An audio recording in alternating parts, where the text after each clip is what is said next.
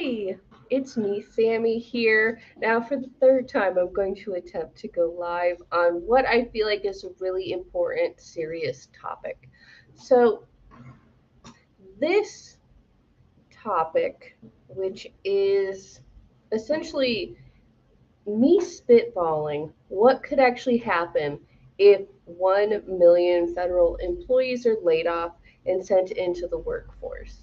Now, this was not a pleasant thought experiment, if I'm going to be very honest with you. Now, partly this was inspired when I saw a map made by the Washington Post that showed what parts of the country, um, using sort of a color gradient, where were the areas that had the most federal employees. I found that very alarming because while it wasn't stated that this was about the job market, it was just about the federal employees and where they lived. That to me showed exactly where the um, the possible layoffs were going to hit the hardest. Now, of course, some industries, I will say, or some sectors, aren't aren't going to be as affected in the same way as others. So I don't want to be alarmist. However, I my personal philosophy is that I would rather just confront, um, maybe an uncomfortable truth so I can better prepare myself for the future than hope that something doesn't come to pass. Now, partly what made me want to talk about this was essentially when I saw that, I noticed that the biggest things on LinkedIn were people talking about M dashes in AI writing and, how you should, send reach outs and stuff like that to people. And the common stuff that, of course, can be good information, but it's not necessarily going to be. It felt like to me like we weren't talking about something that was very pressing. And I don't want to like. So for me, I just dove into this topic because I don't want people to be unprepared, or unawares. I know that a lot of folks are kind of checking out of the news, and that is fine. But I feel like in the 10 years that I've been working in career services, one unfortunate trend that that has been evergreen since I started was people really, they look at the news, they look at the job market, they look at current events, whether it's political or in business, and they don't see that this stuff is connected. Um, what happens in the business world and in the economy, um, and in current events will affect the job market. So it felt really important for me to talk about this because even if you're not a federal worker, this could affect hiring, wages, your local economy, and the faster you prepare, the better. So, one thing to understand is that the current presidential administration has floated ideas of laying off up to 30 to 40% of federal workers. Now, I'm not going to ask if you're delighted by that or you don't like that. I'm just going to play with the facts, which is that is over 1 million people. And most of those people are going to have experience, training, and degrees. Some of those people are going to have very advanced training and degrees. And while I've heard on LinkedIn people talk about how public sector employees can't possibly compete with private sector, I don't believe that's true because in my career as a career coach and resume writer, I've worked with people who have successfully transitioned from public to private. And these skills are transferable. I mean, of course, like, depending on where you go. If you're doing a complete career change, maybe not. But if you are just kind of making a horizontal move, you would be competitive. And if you are one of the people who are unemployed right now, those 1 million people will be your competition, depending on your area, of course. As I've said, every area will have a different, um, they'll have different results. If this level of layoffs on the federal level, if that actually does come to pass, which we don't know. However, it seems like this administration is moving fast on a lot of its, campaign promises or goals. So this very well could happen. Now, if it does, that's what we're going to discuss today. So, like I said before, I hope for the best, but I prepare for the worst. And this is already an ugly job market, even if we don't add a lot more job seekers, because it's obvious to anybody who is in career services, who is in recruitment, um, who is active on LinkedIn, that it's hard out there for folks who usually kind of just dance on into new jobs. Like I work with people who are pretty senior um, in tech and who have worked for some big name tech companies who have had trouble, the sort of trouble they haven't had since the beginning of their career. Like people who are used to being headhunted now are getting ignored. So the job market, the economy is not absorbing the unemployed the way that it has maybe in the past. So, in short, I would suggest that if you're employed, it's really time to focus on your career, particularly reawakening or expanding your professional network. If you're unemployed, this is time to kick your job hunt into higher gear. Either way, I'm going to wish you luck. Now, I'm going to just kind of do my own personal hot take on the map. Let's see if I can pull it up for y'all. Can I share my screen? Let's see. Okay. So right here, you're going to see this map of the U.S. The darker areas are places that have the most federal workers, where it's 10% or higher. Now, some of these places, of course, like we're going to look at Washington, D.C. is a big one. Some of these places are also like possibly military bases or Border Patrol, Customs and Border Patrol. So, like I said before, the scale of hurt, if you will, is going to vary. However, if you're in an area where you have like, you know, 4, 7, 10% of your local workforce happens to be federal workers, like even just like, you know, 1% of them, 2%, 3% of them getting laid off could affect you, particularly if you are in a smaller metro area. Now, that is the map for you, but let's discuss what the map means and my hot takes on it. So, one, states like New York and California, along with other states in the Northeast and the West Coast, are going to probably try to cover any shortfalls that happen when it comes to funding for universities, research, charities. Now, that possibly can save some jobs. Those are also states with more generous unemployment benefits, so consumer spending among the unemployed federal workers, like it's not going to plummet as quickly.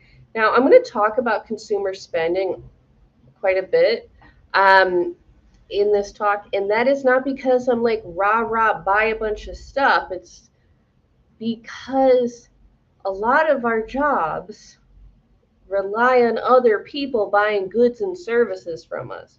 And when you are unemployed, most people cut like the stuff from their budget.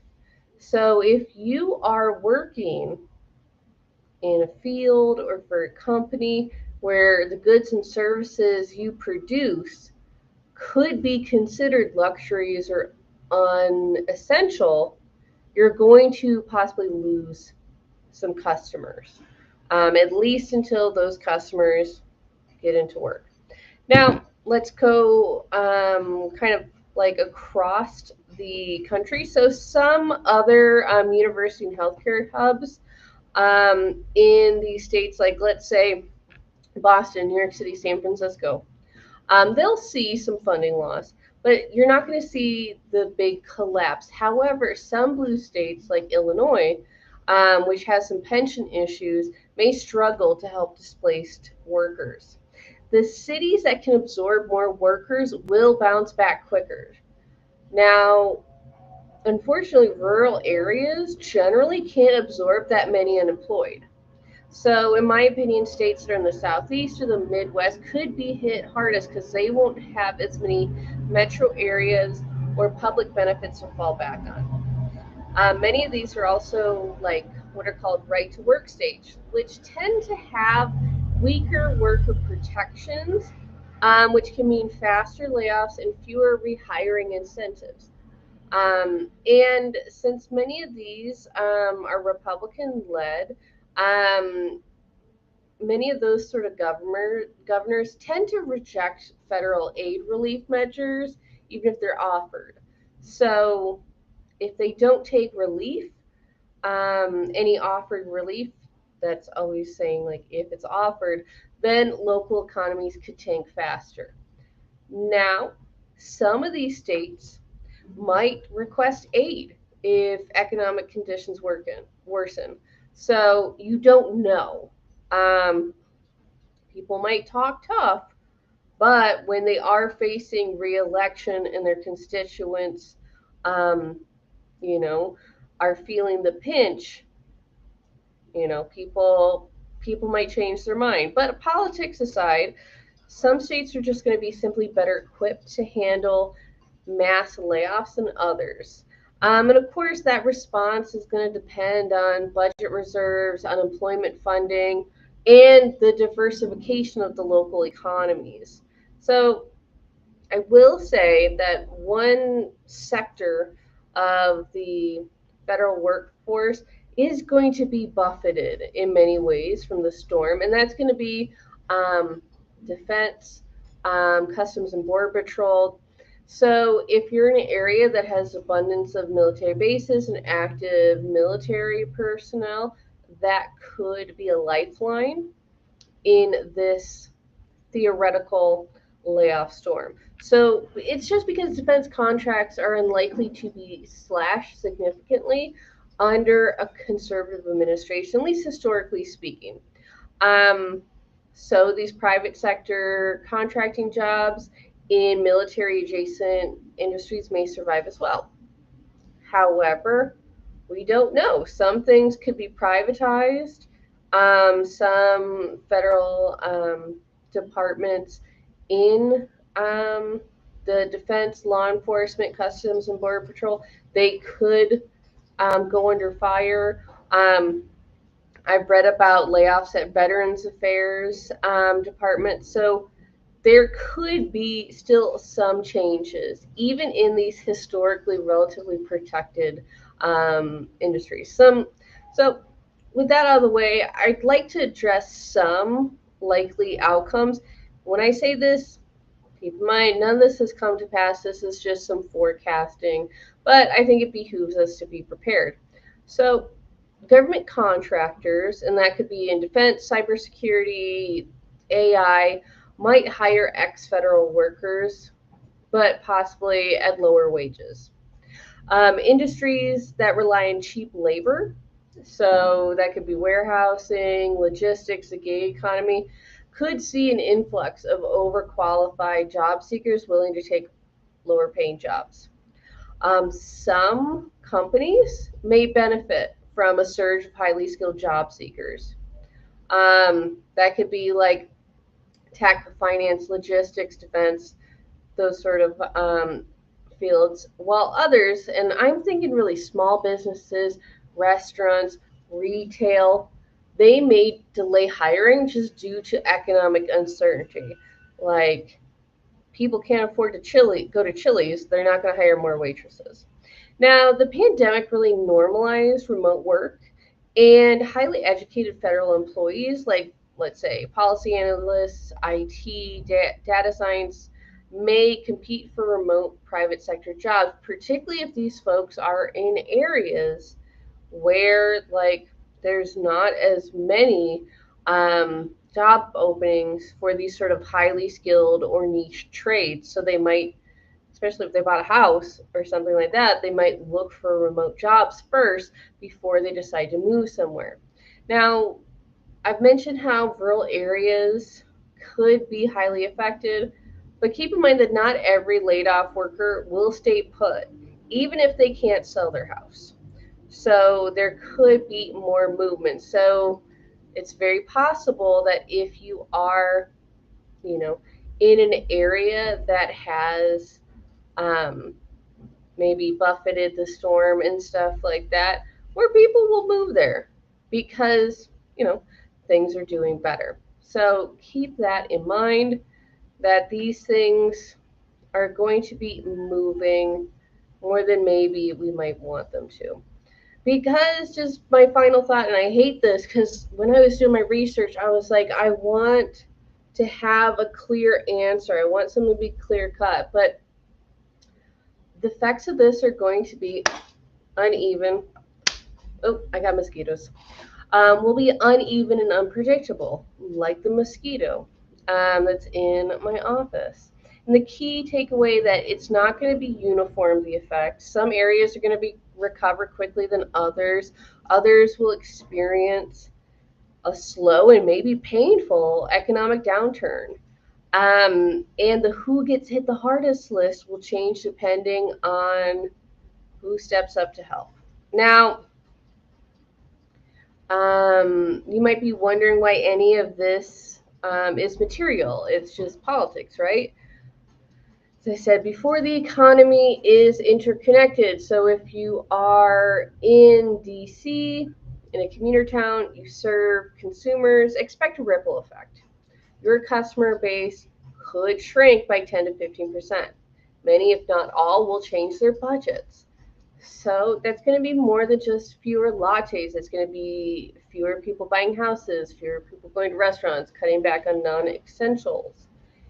And if a lot of people order stuff online, a lot of people have online subscriptions to apps, streaming, meal services.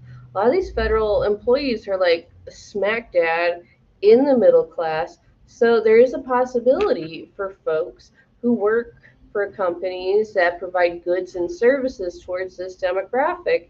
You could see an appreciable decline in your consumer base as well. And if you think about federal adjacent fields, so that could be government contracting, logistics, healthcare, social services, be prepared. Layoffs could ripple outward. This also goes for folks who are in university towns. Um, these grant freezes could freeze your finances too, because fewer instructors and researchers are fewer people hanging out at the local cafe or hiring plumbers or going buying cars at the local car dealership. And this could also hamper student recruitment as the top students follow the best research programs and professors. And when it comes to overseas students, they come to some of these, universities because, a research department is supposed to be the best in the world. Um, they might, if those programs get shuttled, they could look around and find a university in a different country that has the second best program in the world. People don't understand how many universities and schools actually rely on international tuition to get by. So I would like to say that, your job does not equal your worth. Now, I know that's a detour. I feel like everything I've talked about is a bit of a bummer, to put it mildly. Now, why I talk about your job isn't your worth is because, at least in the US, a lot of people very much attach to their job titles.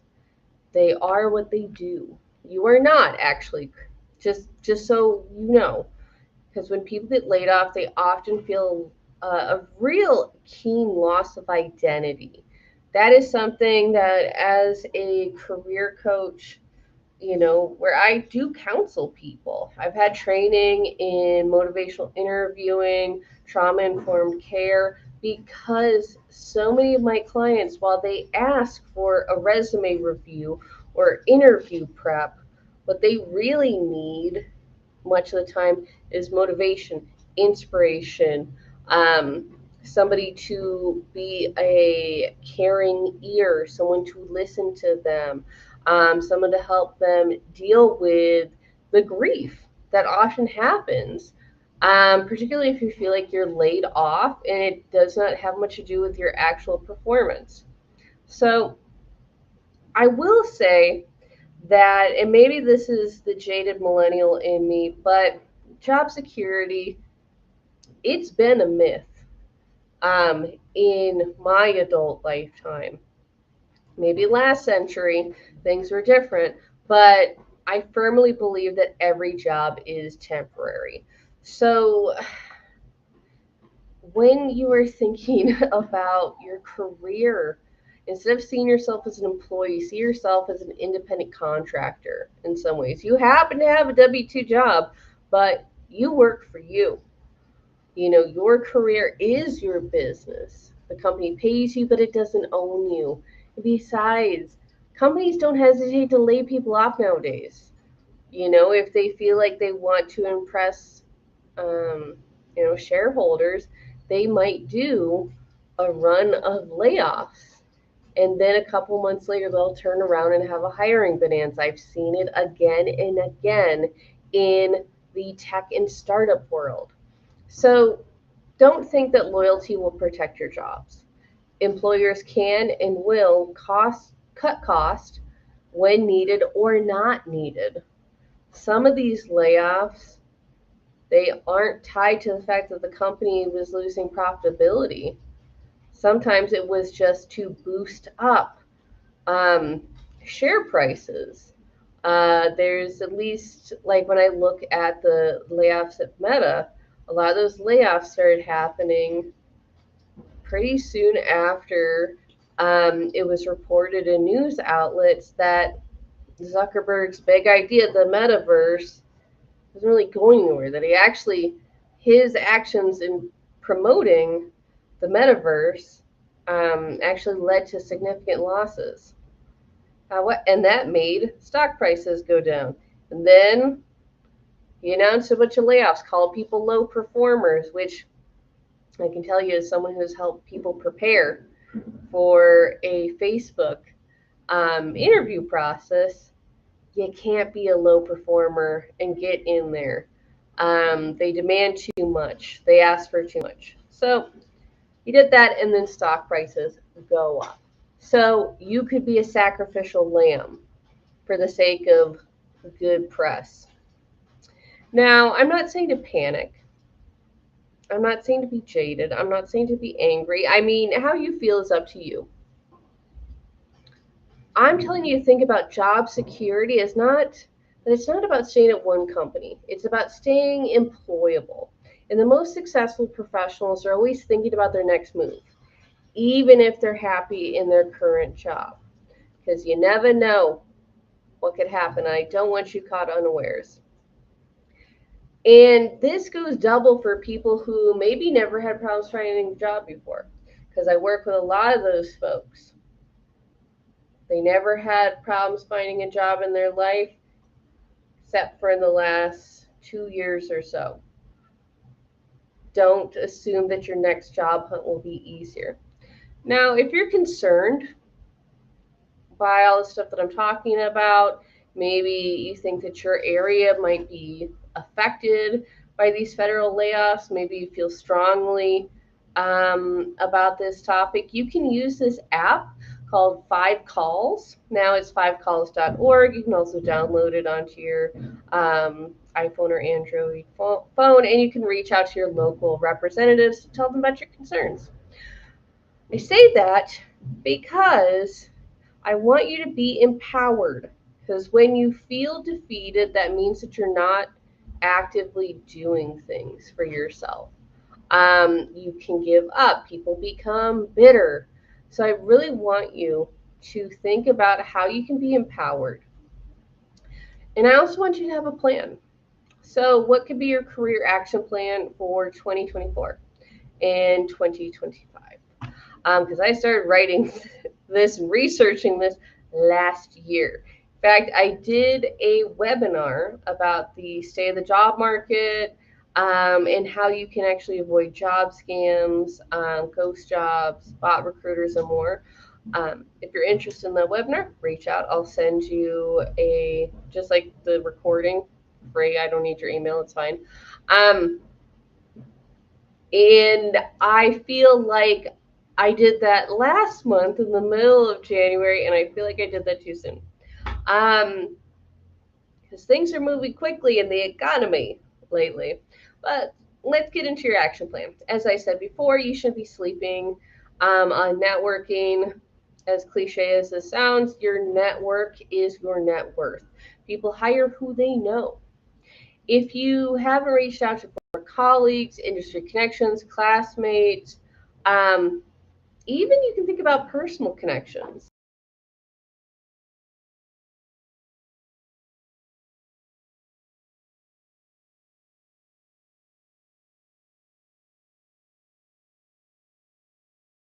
Professional, use it. You need a certification, CE hours, a skills refresh. Take advantage of that while your employer covers the cost. And I would also save copies of your work. I work with plenty of mid levels and seniors who have done great work, particularly in the creative tech field, and they haven't saved anything. They haven't really documented stuff. They don't even have their performance reviews saved. Like, and I'm not saying it's take proprietary information. I'm talking about like knowing what your performance review says, having a screen cap of like a cool interface you designed, having knowledge of some metrics of how maybe you did a business analysis plan that was implemented and was able to achieve some good results. Know this stuff, save it.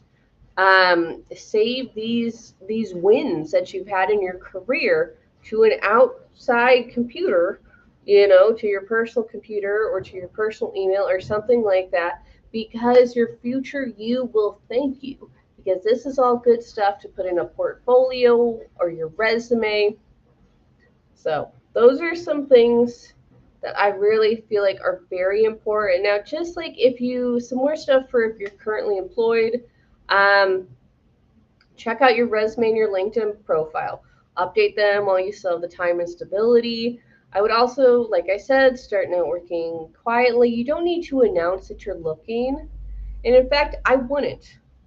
I would just reconnect with people. I would just find out who's where.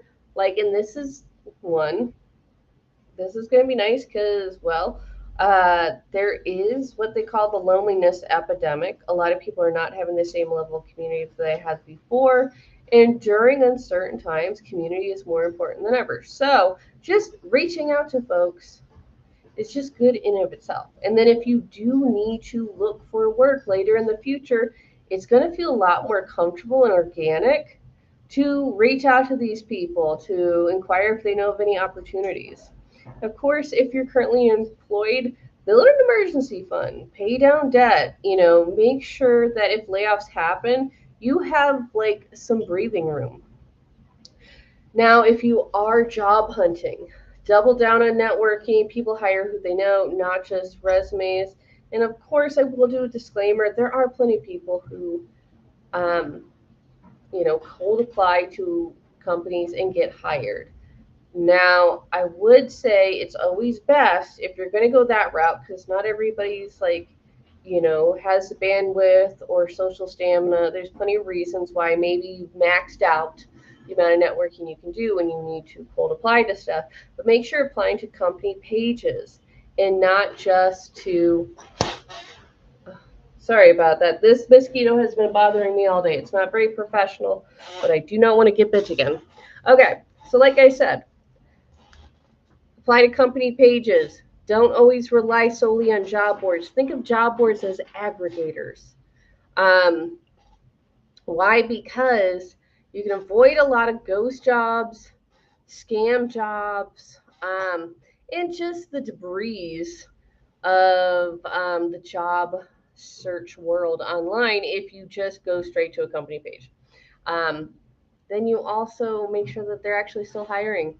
Sometimes these job boards, like it takes a while to get a job listing down. So you could end up spending a lot of time to apply to a job that's already expired.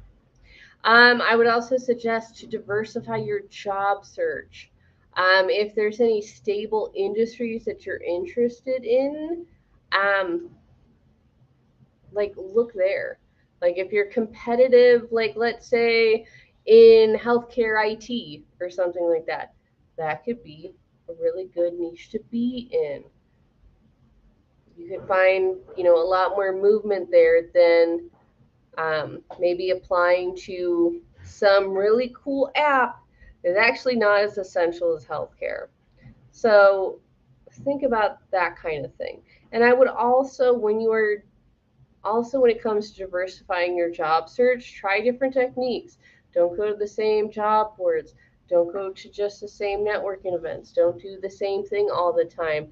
Mix and match. Find and make sure that you're strategic about it. Because you never know what could be helpful.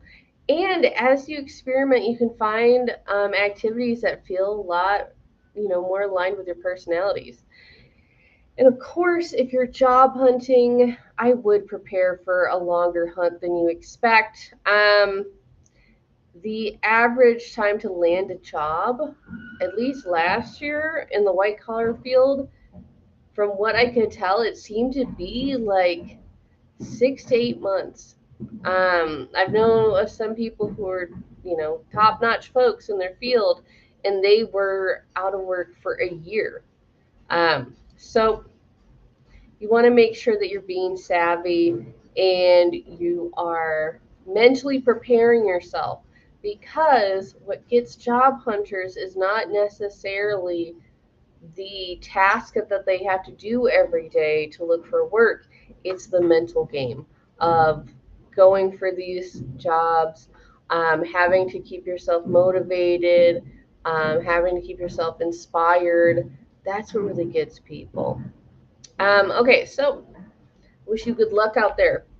And I want to offer you more than just my best wishes. I also have some free career resources.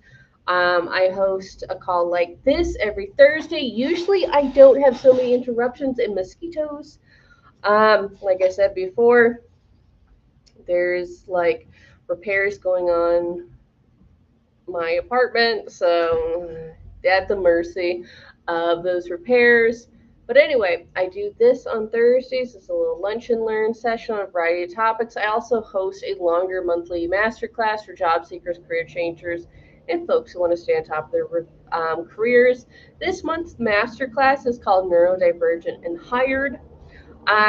You can go to my profile. I have a whole list of resources there that you can check out, both free, and then if you are interested in paid services, you can find ways to work with me as well.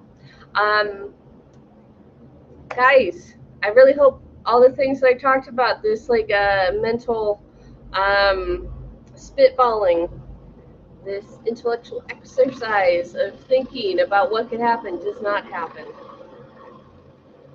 My fingers are crossed that we will look back on this video in a couple of weeks, a couple of months, and think, oh, you were so silly. Sammy, you didn't know what was going on. You scared people for no reason. Hope so. I hope I'm very much proved wrong by this. But in case I'm not, a lot of the things that I've suggested are just common sense best practices um, in the type of job market that we've kind of evolved to in the last 20 years or so. This is just kind of where we're at when it comes to um, being, you know, in the job market nowadays. So, on that note, I wish you well. I wish you the best of luck. I hope you have a lovely day and an even better weekend. If you have questions, you can always comment on the